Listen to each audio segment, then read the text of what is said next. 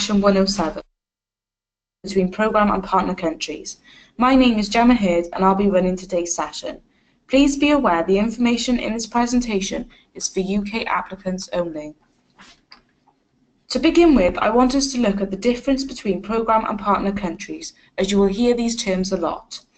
Under Erasmus+, a programme country is a country within Europe that can apply for funding under Erasmus+ to their home national agency. Any of the countries shown on the slide are able to apply for funding under Erasmus+, including ICM. To apply for funding, higher education institutions from programme countries will need to hold the Erasmus Charter for Higher Education. Partner countries are countries outside Europe. They cannot apply for funding as they have to be a partner in projects. These countries do not have national agencies and do not need to hold the Erasmus Charter for Higher Education, but will be required to sign an international version of the interinstitutional agreement in order to take part. You can see here that the partner countries are split into different regions. Each region has different funding rules and budgets available, but we will cover these in more detail later in the presentation. Region 5 is not listed as it is not eligible under the 2018 call. As you can see here, for 2018, there is now a Region 14 for the Faroe Islands and Switzerland. The UK National Agency are setting aside budget to fund digital traineeship mobilities in these countries. Applicants will be able to select this mobility type and the countries in the 2018 application form.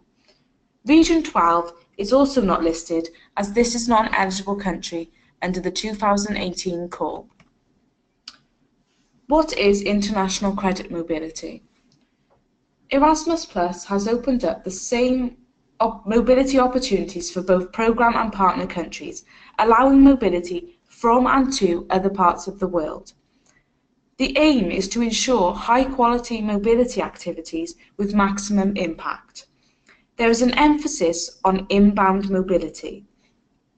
The European Commission have applied rules to certain countries which encourages incoming mobility over outgoing mobility.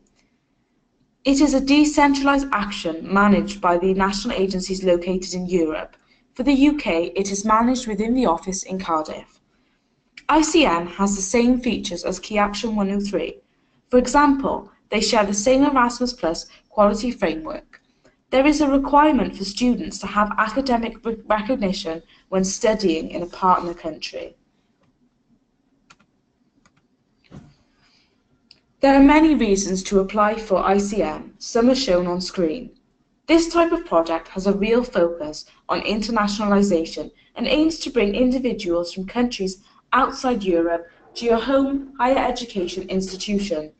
This will raise awareness of your institution to international students and allows you the opportunity to soft trial for partners who you may want to work with in the future in international projects beyond Erasmus+. At least 2 participating organisations from different countries would need to apply. The sending higher education institution would have to be in a programme country, and the partner would need to be in a partner country. A higher education institution for a programme country can only submit one application if they are applying as an individual institution. However, they can also apply for individual international credit mobility as part of a consortium, in which case it is your responsibility to prevent double funding of the same mobility should the 2 channels be used simultaneously. You can apply for more than one country in the application form.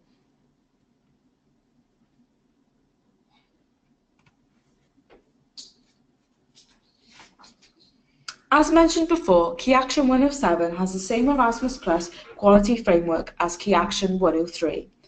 The institution applying for funding has to have the Erasmus Charter for Higher Education. For the institution in the partner country, the principles of the Charter are embedded in the Partner Interinstitutional Agreement. Please note, you do not have to include the Interinstitutional Agreement in your application, but it does need to be in place before the mobility start. The European Commission have produced separate Key Action 107 grant agreements for staff teaching and training and student study and traineeship placements.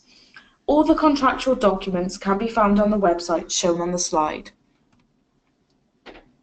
For the 2018 call, there have been updates in regards to traineeships, which are now included within the 2018 call. As stated earlier, traineeships in digital skills are being endorsed.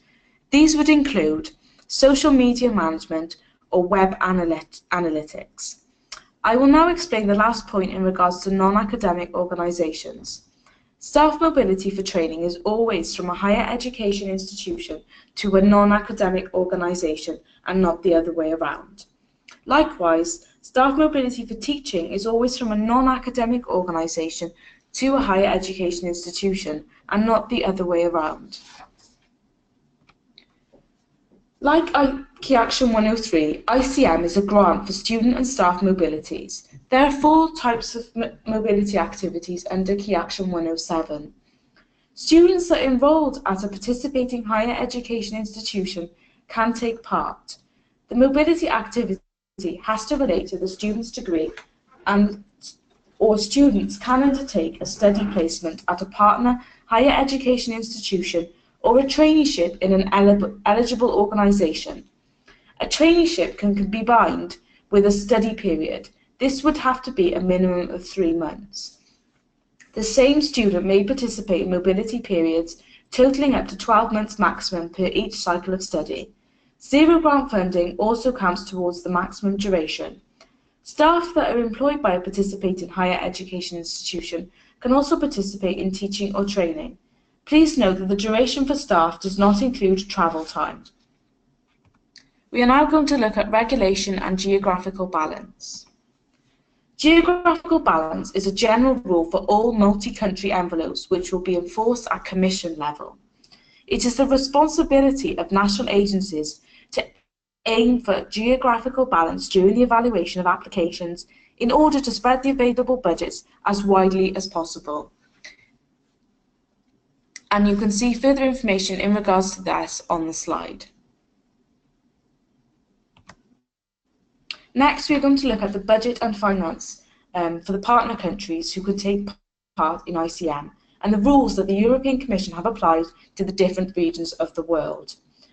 The partner countries have been separated into budget envelopes, which represent regions of the world, and these envelopes come under different instruments. There is no restriction how many envelopes or countries you can apply for in the application form. The table on the following slide shows you the proposed budgets for 2018-19. In terms of European budget, the different regions of the world are prioritised, which means that some regions benefit from bigger budget envelopes and can therefore benefit from more mobilities. The budget for the top 4 envelopes do not have any rules in terms of incoming versus outgoing mobility. These 2 envelopes also do not have any rules in terms of incoming versus outgoing mobility. The budgets for these envelopes can be only used to fund incoming mobilities and staff and students at 3rd cycle. The national agency do have a budget to fund outgoing short, 1st and 2nd cycle mobilities in all the countries listed in the 5 envelopes above. The budget for these envelopes can only be used to fund incoming mobilities and staff and student at 3rd cycle. The national agency do have a budget to fund outgoing short, 1st and 2nd cycle mobilities in all the countries listed in this envelope also. Outlined here is the proposed budget for EDF and DCI outgoing student mobilities. This year for ICM we have a new budget category for West Africa. Again, this is a proposed budget. Please ensure that you understand the different rules between EDF and West Africa. If you are looking for a partner, you can visit our website in regards to partnership opportunities. These would be from any higher education institution in an Erasmus Plus partner country looking to partner with a UK HEI for international credit mobility under Key Action 107, mobility between programme and partner countries.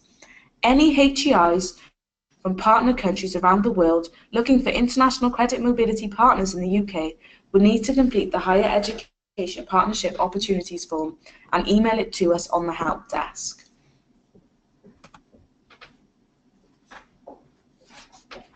You can find some further information in regards to ICM, such as the European Commission's ICM Handbook and the Do's and Don'ts documents. We will also be issuing out written guidance and support in regards to the application form. I would recommend keeping an eye out on our website for the latest information. Finally, here are our contact details. We are available Monday to Friday, 10 AM till 4 PM. You can contact us via phone or email as shown on the slide.